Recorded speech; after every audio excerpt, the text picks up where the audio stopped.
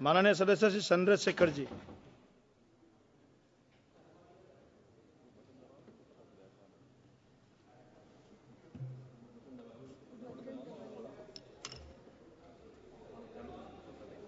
धन्यवाद सभापति जी। वर्ष 2025-26 के लिए रेल मंत्रालय की अनुदान मांगों पर चर्चा में आपने मुझे मेरी बात रखने का मौका दिया और अच्छी बात यह है कि माननीय मंत्री जी भी यहां मौजूद हैं। मंत्री जी का दिल तो बहुत बड़ा है, लेकिन अगर हमारी मांगे मान लें तो तभी इस बात की पुष्टि हो। अगर ना मांगे मानी जाए, हमारे क्षेत्र का काम ना हो, तो फिर ये बात मानी जाएगी कि मंत्री जी का रुख जो है सभी सदस्यों के प्रति एक जैसा नहीं। तो मैं अपने क्षेत्र से शुरू करूंगा sir. Dhampur sugar mill crossing पर ओवरब्रिज का निर्माण मैंने पिछली बार भी मांग उठाई, लेकिन सर अभी तक कुछ नहीं हुआ। लोग परेशान होते हैं, डिजिटल युग है, कई कई घंटे खड़े होना पड़ता है।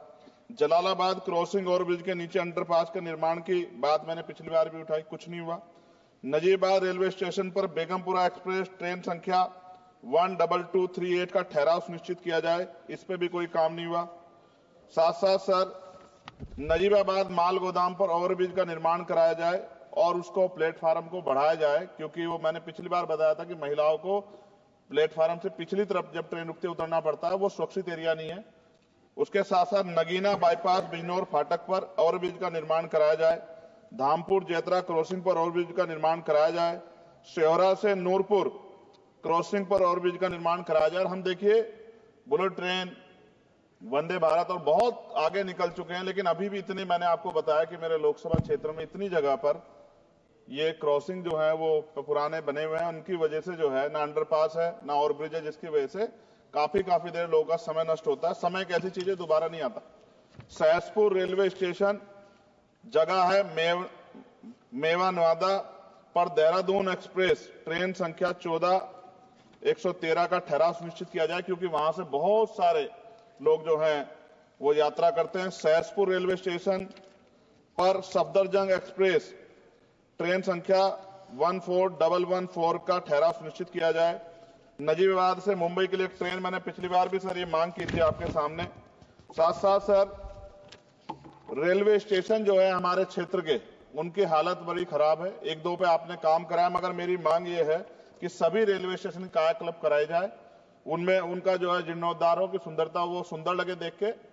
दूसरा, रेलवे में सुरक्षा व्यवस्था, कई घटनाएं हमने देखी जहां सुरक्षा व्यवस्था पे बड़े सवाल खड़े हुए। और एक तो हमारे लोकसभा के मेंबर ही थे राजस्थान के, उन्हीं का फोन वगैरह चोरी हो गया था अभी बाड़मेर वालों का। तो मैं इसलिए आपसे कह रहा हूं कि सुरक्षा सुनिश्चित हो, क्योंकि कई बार महिलाएं अकेली भी उसमें ट्रेवल करती हैं और बहुत सारी महिला जो है एमपी हमारे यहाँ पे भी ये चीजें आती हैं, इसका ध्यान रखा जाए। एक सर बहुत इंपॉर्टेंट डिमांड है मंत्री जी, मैंने आपको पत्र भी लिखा है। रेलवे प्रशासन उत्तर मध्य रेलवे आगरा के कार्यालय सीनियर सेक्शन इंजीनियर ईदगाह द्वारा एक पत्र लिखा गया 11 तारीख को, और जो डॉक्टर बाबा साहब अम्बेडकर के समय में जो एक अम्बेडकर भवन बना था, जो निकट फाटक संख्या 75A 12 खंबा पे, उसको अतिक्रमण घोषित कर दिया गया। ये क्या मैं ये मानूं कि ये सरकार का डॉक्टर बाबा साहब अम्बेडकर के प्रति सम्मान है, प्रेम है, कि बाबा साहब अम्बेडकर के नाम पे बने भवन को अतिक्रमण घोषित करके कह दिया 15 दिन में हटा दो? ये गलत। मैंने आपको पत्र लिखा है सर, इसका संज्ञान ले। दूसरा सर, सहारनपुर से लखनऊ तक वंदे भारत ट्रेन चलाई जाए। SC ST के OBC का बैकलॉग सर आपके यहां बहुत है, वो भरा जाए। कोरोना काल में बंद, पिछली बार मैंने मांग उठाई थी कि वो ट्रेनें चलाई जाएं। और प्रमोशन में भी SC ST OBC के कर्मचारियों के साथ भेदभाव होता है, इसको रोका जाए। मैंने पिछली बार लोको पायलटों की मांग उठाई थी कि उनको जो है 2 रात को 2 दिन ड्यूटी करने के बाद फिर ड्यूटी कराई जाती है, और वो लोग जो है फिर कई बार कई घटनाएं ऐसी घटती हैं कि एक नींद की झपकी लगी और एक्सीडेंट हो गया, और सारा दोष आपकी तरफ आता है।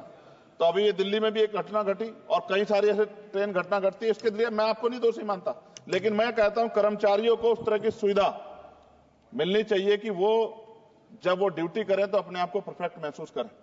लेकिन अगर ये इस पे ध्यान नहीं दिया गया तो किसी दिन कोई बहुत बड़ी घटना घटेगी। तो लोगों के जीवन की कीमत होनी चाहिए।